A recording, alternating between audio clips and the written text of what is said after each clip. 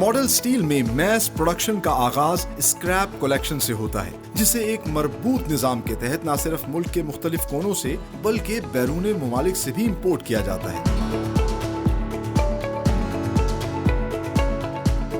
अगले मरहले में मुख्तलिफ नौइयत के स्क्रैप को फर्नेस में डालकर 1800 डिग्री सेल्सियस तक हीट देकर पिघलाया जाता है।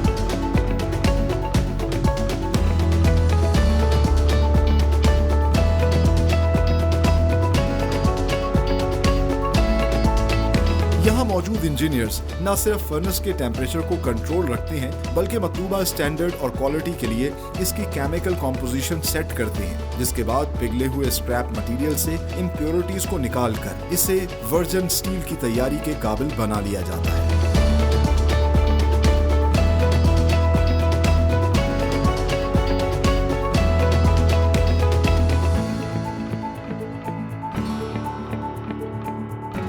इम्प्योरिटीज से पाक मेल्टेड स्टील पर मुश्तमिल फर्नेस को CCM यानी कंटिन्यूस कास्टिंग मशीन पर शिफ्ट किया जाता है, जिसके बाद स्टील की मुख्तलिफ प्रोडक्ट्स बनाने का मरहला शुरू हो जाता है।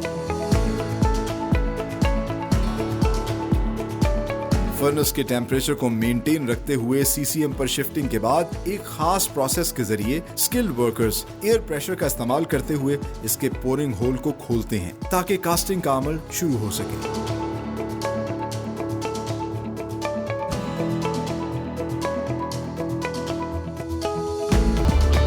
पोरिंग होल से मेल्टेड स्टील को वाटर प्रोसेस में डालकर इसके टेम्परेचर को कम किया जाता है, जिसके नतीजे में लिक्विड मेल्टेड स्टील को सॉलिड शक्ल दे दी जाती है।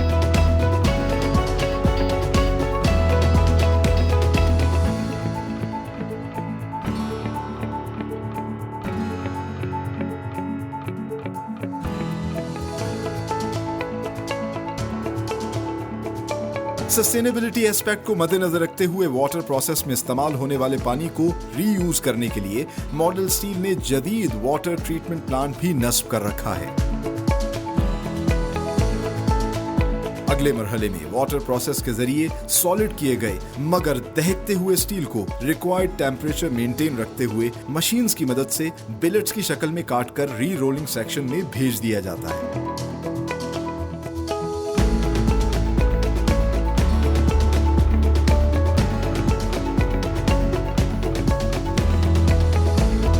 री रोलिंग सेक्शन में 1 मीटर के हर बिलेट को तकरीबन 8 से 16 रोलिंग मशीन से गुजारा जाता है, जिसके बाद 1 मीटर का स्टील बिलेट स्ट्रेच होकर 500 फीट की स्टील बार और सरिये की शक्ल ले लेता है।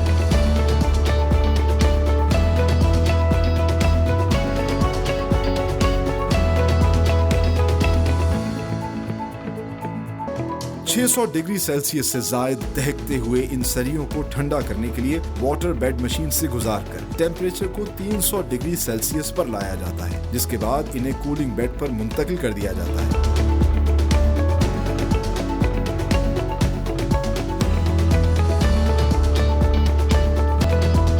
कूलिंग बेड पर ठंडा करने के बाद इन तैयार सरियों को कटिंग और ट्रिमिंग के मरहले से गुजारा जाता है, जहां इंटरनेशनल स्टैंडर्ड्स के मुताबिक हर लेंथ का साइज 40 फुट रखा जाता है। मॉडल स्टील में सरिये समेत मुख्तलिफ प्रोडक्ट्स बनाने का अमल शुरू होता है R&D लैब से।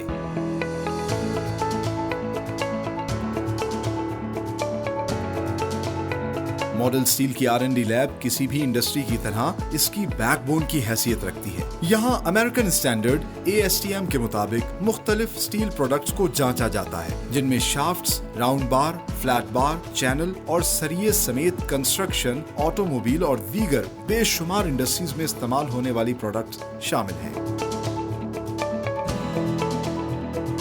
फर्नेस से पिघले हुए मटेरियल के सैंपल को ठंडा करके लैब में मौजूद स्पेक्ट्रो मशीन में जांच कर अपनी रेसिपी के मुताबिक ढाला जाता है, ताकि रिक्वायर्ड प्रॉपर्टीज और स्ट्रेंथ पर क्वालिटी प्रोडक्ट्स की मैस प्रोडक्शन की जाए।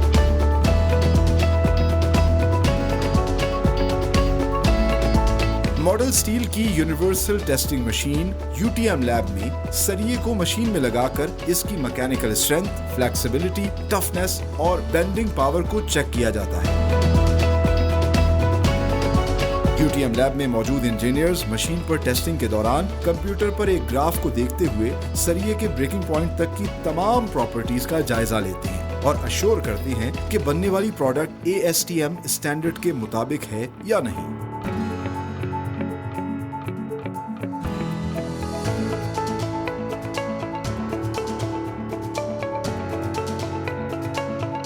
इस तरह मॉडल सील जदीद तरीन मशीनरी का इस्तेमाल करते हुए मुख्तलिफ प्रोसेसेस से गुजार कर बहुत सी स्टील प्रोडक्ट्स तैयार कर रही है और बेशुमार इंडस्ट्रीज को प्रोवाइड कर रही है with the proud tag of made in Pakistan. तो इंटरेस्टिंगली मॉडल स्टील ने अपने R&D डिपार्टमेंट को 2 लैब्स में डिस्ट्रीब्यूट किया है। एक तो है स्पेक्ट्रो लैब, और स्पेक्ट्रो लैब की खासियत ये है कि इसमें एक स्पेक्ट्रोमीटर ख़ास मशीन है जो यूरोप से इंपोर्ट की जाती है, और इस मशीन की खासियत ये है कि ये 20 सेकंड के अंदर जो भी इसके ऊपर कंपोनेंट या कोई चीज़ रखी जाए उसके एलिमेंट्स जो उसके अंदर मौजूद हैं वो सब के सब बता देती है, और 20 सेकंड के अंदर तकरीबन ये 20 से 30 एलिमेंट्स उसके अंदर जो मिक्सर बनाया होता है उसके एलिमेंट्स के हवाले से आगाह कर देती है। ये लोग करते ये हैं कि जब फर्नेस के ऊपर सील मेल्ट होता है तो उसी वक्त उस मेल्टेड मटेरियल को यहाँ लेकर आते हैं, और यहाँ पर क्वालिफाइड इंजीनियर्स जो हैं दिन में कई मरतबा उसको चेक करते हैं, जांचते हैं, फिर जो उसकी केमिकल रेसिपी इनके सामने आती है फिर अपने डिज़ायर्ड और रिक्वायर्ड रेसिपी के मुताबिक ये उसको ढालते हैं ताकि जो फाइनल प्रोडक्ट निकले उसकी स्ट्रेंथ और फ्लेक्सिबिलिटी इनकी रिक्वायरमेंट और इनकी डिज़ायर जो भी इन्होंने केमिकल रेसिपी बनाई है उसके मुताबिक हो। आगे चलते हैं, आपको दिखाते हैं यूटीएम लैब। यूटीएम लैब में क्या होता है, आइए। सो ये है मॉडल सील की यूटीएम लैब, यानी कि यूनिवर्सल टेस्टिंग मशीन लैब, और आप मेरे पीछे देख सकते हैं ये बड़ी हैवी ड्यूटी मशीन है जिसके ऊपर ये सरिये को लगाकर इसकी तमाम तर प्रॉपर्टीज़ जो है वो चेक करते हैं। इसकी मैकेनिकल स्ट्रेंथ जो है वो चेक की जाती है, जांची जाती है, फिर इसके अलावा इसकी टफनेस को देखा जाता है, इसकी बेंडिंग पावर को देखा जाता है, और यहाँ पर भी क्वालिफाइड स्टाफ जो है वो तमाम तर इन चीज़ों को देखता है। आप देख सकते हैं कि जब वो उसको खींच रही है, स्ट्रेस कर रही है सरिये को, तो साथ ही साथ जो है ग्राफिकल फॉर्म के अंदर भी जो है ये तमाम तर इसकी प्रॉपर्टीज़ के हवाले से आगाह कर रहा है कि इसमें कितनी स्ट्रेंथ है, इसके अंदर कितनी फ्लेक्सिबिलिटी है, इसमें कितनी टफनेस है, इसकी बेंडिंग पावर कितनी है, बेंडिंग प्रॉपर्टीज़ भी सारी की सारी जो है यहाँ पर दिखाई जाती हैं। इस तमाम तर प्रोसेस से ये इस चीज़ को अश्योर करते हैं कि जो फाइनल प्रोडक्ट ये बना रहे हैं वो इंटरनेशनल क्वालिटी स्टैंडर्ड्स को मीट करती है। ASTM अमेरिकन सोसाइटी के जो स्टैंडर्ड्स हैं जो पूरी दुनिया में फॉलो किए जाते हैं, और हर तरीके से अश्योर किया जाता है कि जो फाइनल प्रोडक्ट ये बना रहे हैं ये इंटरनेशनल स्टैंडर्ड्स के मुताबिक है, ASTM के मुताबिक। आपने देखा कि कितना शोर होता है जैसे ये सरिया टूटता है, और एक और चीज़ जो है इससे इस चीज़ का भी अंदाज़ा होता है कि ये क्वालिटी के ऊपर कोई कॉम्प्रोमाइज़ नहीं करते। आगे बढ़ते हैं, अब आपको सारा का सारा प्रोसेस दिखाते हैं किस तरीके से ये मजबूत सरिया मौजूद है मॉडल स्टील के स्क्रैप यार्ड के अंदर। आप देख सकते हैं कि हमने ख़ास किस्म की जैकेट्स और हेलमेट्स पहनी है। जब भी आप किसी हैवी इंडस्ट्री में जाते हैं तो ये प्रिकॉशंस आपको फॉलो करने होते हैं। जैकेट का ख़ास तौर पे कलर ऐसा है, इस पर येलो कलर की एक ख़ास पट्टी चल रही है ताकि जो भी लोग काम कर रहे हैं वो कहीं किसी तरीके से मतलब हम उनकी नज़र में रहें। और फॉर्चुनेटली महर काशिफ साहब जो हैं इस वक्त भी हमारे साथ मौजूद हैं, उनसे जानते हैं ये स्क्रैप यार्ड हम देख रहे हैं, इतना बड़ा स्क्रैप यहाँ पे हमें नज़र आ रहा है और मुख्तलिफ़ चीज़ें नज़र आ रही हैं, जो चीज़ें कुछ लोगों ने भी इस्तेमाल की हुई हैं वो भी यहाँ पड़ी हैं। जी। तो ये इसकी क्या साइंस है, किस तरीके से आप स्क्रैप को जमा करते हैं और फिर इसको आगे यूटिलाइज करते हैं? आज आपको मालूम है कि स्टील इंडस्ट्री दुनिया की मोस्ट तरीन हार्ड कोर इंडस्ट्री है। यस यहाँ जज्बे और यहाँ ख्वाहिशें और यहाँ एहतियात और सब चीज़ें मजबूत रखनी पड़ती हैं। आप लोहा बनना पड़ता है। तो ये हमारा स्क्रैप है जो कि मिडिल ईस्ट से भी आता है और यूरोप से आता है। और अब हमने अल्हम्दुलिल्लाह पूरे पाकिस्तान के अंदर अपना एक स्क्रैप कलेक्शन नेटवर्क बनाया है। वाह, वेरी नाइस। और हमने ऑल्टरनेटिव कोशिश की है इंपोर्टेड स्क्रैप की डेवलप करने की। तो अच्छी बात है, हमें रॉ मटेरियल भी अब खुद ही पैदा करना चाहिए जी। इंस्टेड ऑफ कि हम इंपोर्ट करें। हाँ, ताकि लोग अपनी चीज़ों को जल्द से जल्द जो है वो इंडस्ट्री को दें और फिर नई चीज़ें खरीदें। ये शुरुआत है हमारी प्रोडक्शन लाइन की। तमाम किस्म का स्क्रैप यहाँ आके डंप होता है और यहाँ से आगे फिर फर्नेसेस को जाता है, वहाँ से फिर CCP को जाता है, उसके आगे फिर डायरेक्ट रोलिंग मिल्स को जाता है और फिर आगे फिनिश प्रोडक्ट यार्ड को जाता है। अच्छा। तो ये यहाँ से एक्साइटमेंट और यहाँ से जो चैलेंज है और यहाँ से जो प्रोडक्ट है वो शुरू होती है। सही। तो अच्छा, जब इनको डाल रहे होते हैं तो फिर इस चीज़ का ख्याल रखा जाता है कि अब जिस तरह के ये पाइप्स बने हुए हैं, ये जनरल स्क्रैप है, ये रिसाइकल्ड स्क्रैप, जिस तरह के बाहर तो बाकायदा तौर पे रिसाइकलिंग का भी मैकेनिज्म बना दिया ना, कैंस को इसमें डालें, लोहे की चीज़ को इसमें डालें। जी हाँ, ये आपने बड़ा टेक्निकल सवाल किया, जैसे आप खुद स्टील इंडस्ट्री के लग रहे हैं मुझे आप।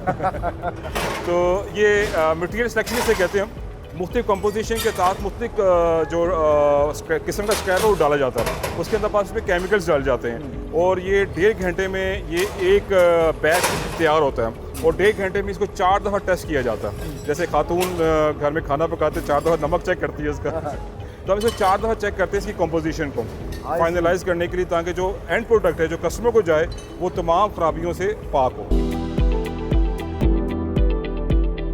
सो अब मेल्टेड और लिक्विड फॉर्म में जो स्टील था, जो कि हमने आपको पोर होते हुए दिखाया, उसको सॉलिडिफाई करना है, उसको सॉलिड शेप देनी है और उसके लिए यहाँ पर ख़ास तौर पे वाटर प्रोसेस होता है।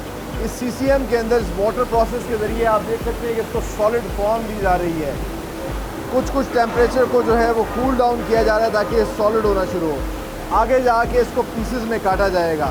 अब आपको इसके बाद वो प्रोसेस भी दिखाते हैं और साथ ही साथ यहाँ पर आपको ये भी बता दूँ कि इस वाटर प्रोसेस के लिए भी मॉडल स्टील ने ख़ास तौर पे वाटर ट्रीटमेंट प्लांट भी लगाया है ताकि पानी जो है उसका ज़या ना हो। एक ही पानी को बार बार ये साफ़ करके यूज़ करते रहते हैं। ये भी सस्टेनेबिलिटी की एक बहुत अच्छी इनकी काम है। सो वाटर प्रोसेस की वजह से अब ये सॉलिडिफाई होना शुरू हो चुका है और इस स्टील को अब ऑटोमेटिकली, क्योंकि लेटेस्ट मशीन्स हैं, ये ऑटोमेटिकली इसको बिलेट्स की शेप में काटना शुरू कर देगी। तकरीबन 1 मीटर की ये बिलेट होगी जो ऑटोमेटिकली कटेगी। यहाँ पर भी आप देखिए कि स्किल्ड लेबर जो है, स्किल्ड वर्कर, वो उसका टेम्परेचर चेक कर रहे हैं। जिस तरह मैंने आपको कहा था कि the most important thing is maintaining the temperature, क्योंकि अगर टेम्परेचर सही नहीं रहेगा तो फिर फाइनल प्रोडक्ट वो नहीं बन सकेगी। अब देखिए ये गर्म स्लैब जो है अभी आ रही हैं, बिलेट्स बन रही हैं ऑटोमेटिकली और अब ये आहिस्ता आहिस्ता आगे जा रही हैं और इसके बाद ये री रोलिंग सेक्शन में जाएंगी। वहाँ से फिर क्या पीछे ये है री रोलिंग सेक्शन, जहाँ पर वो जो बिलेट हमने आपको तैयार होते हुए दिखाई वो बार बार मुख्तलिफ रोलिंग मशीन से गुजारी जाती है और तकरीबन एक बिलेट को 8 से 16 रोलिंग मशीन से पास किया जाता है। इन रोलर से पास करने के बाद वो 1 मीटर का रोलर जो है स्ट्रेच होके 500 फीट की स्टील बार बन जाती है, जिसको कूल डाउन करने के लिए एक वाटर बेड यानी कि वाटर ट्रीटमेंट से गुजारा जाता है, जिससे उसको ठंडा किया जाए। फाइनल प्रोडक्ट बनने के बाद उसको ट्रिम करके जो है उसको स्टोर किया जाता है। आगे चल के आपको वो आ सकता है। आप देख सकते हैं गरम गरम सरिया, जिसका टेम्परेचर तकरीबन 650 डिग्री सेल्सियस है। इसको इस वाटर प्रोसेस से, वाटर ट्रीटमेंट से गुजारा जाता है और इसको कूल डाउन किया जाता है। इसके बाद मैं आपको दिखाता हूँ कि किस तरीके से ये नॉर्मल सरिया आपको बज़ाहिर दिखाई दे रहा है, लेकिन इस सरिये का टेम्परेचर भी अभी तकरीबन 350 डिग्री सेल्सियस है। इसको शिफ्ट किया जाता है इस कूलिंग बेड के ऊपर। कूलिंग बेड क्या होता है, यहाँ पर नीचे इन्होंने पंखे लगाए हुए हैं जो कि इस सरिये को हवा दे रहे हैं। एक तो इससे जो पानी उसके ऊपर से गुजरा वो पानी उतर जाएगा और मज़ीद ये सरिया ठंडा हो जाएगा। ठंडा होने के बाद इस सरिये को ट्रिमिंग करके इसके मुख्तलिफ साइज़ के हिसाब से कटिंग करके इसको स्टोर किया जाता है और फिर आगे अपने क्लाइंट्स को डिस्ट्रीब्यूट बाद फाइनली तैयार सरिये को ट्रिम किया जाता है। तकरीबन इंटरनेशनल स्टैंडर्ड्स के मुताबिक 40 फुट की रॉड्स की कटिंग की जाती है और उनको फिर यहाँ पर उनका एक स्टैक जमा किया जाता है और उसको फिर फाइनली ये अपने स्टोर रूम में रखते हैं, जहाँ से पूरे पाकिस्तान में इसको डिस्ट्रीब्यूट किया जाता है। क्लाइंट के रिक्वायरमेंट के मुताबिक जो है इसकी साइजिंग को भी चेंज करते रहते हैं। आगे चलते हैं, आपको इनकी तमाम तर प्रोडक्ट्स जो यहाँ पर बन रही हैं उनको भी दिखाते हैं, जहाँ उन्होंने डिस्प्ले किया है क्या क्या प्रोडक्ट्स हैं, कौन कौन सी इंडस्ट्री में कहाँ कहाँ इस्तेमाल होती है। So finally we are in the store room, या आप ये कह लीजिए store godown of model steel, जहाँ पर जितना भी इनका माल तैयार होता है, सामान तैयार होता है, ये वो सरिया है, चाहे वो एंगल्स हो, वो ये सब यहाँ पर रखते हैं और फिर अपने डिस्ट्रीब्यूशन नेटवर्क में पूरे पाकिस्तान में पहुँचाते हैं। और फॉर्चुनेटली हमारे साथ यहाँ पे भी मौजूद हैं इनके एमडी, यंग एमडी काशिफ मेहर साहब। अच्छा काशिफ मेहर साहब, यहाँ पर तो हमें चंद एक चीज़ें नज़र आ रही हैं, लेकिन आप बता रहे थे कि आप बहुत वैरायटी ऑफ प्रोडक्ट्स बनाते हैं, तो तकरीबन कितनी रेंज ऑफ प्रोडक्ट्स आप लोग बना रहे हैं और कहाँ कहाँ इस्तेमाल हो रही है? तकरीबन हमारे पास 500 SKUs हैं, मुख्तलिफ अच्छा। किस्म की शेप्स, मुख्तलिफ किस्म के ग्रेड्स, मुख्तलिफ किस्म के साइज़, और ये पाकिस्तान में सबसे बड़ी प्रोडक्ट रेंज है।